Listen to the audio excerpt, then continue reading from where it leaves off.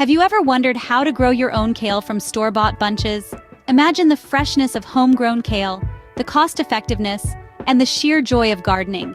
It's a simple, rewarding process.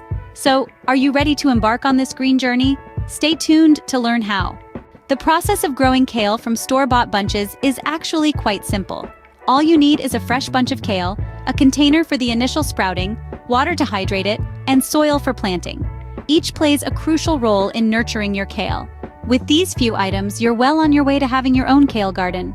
Now let's dive into the growing process. First things first, select a healthy store-bought kale bunch. Look for vibrant green leaves and a fresh, crisp texture. This will serve as the basis for your homegrown kale. Once you've made your selection, place the bunch in a container filled with water. Make sure the water level covers about an inch of the bottom of the stems. Now it's a waiting game. Over the next week or so, you'll start to see little roots sprouting from the base of your kale stems. That's your cue to move on to the next step.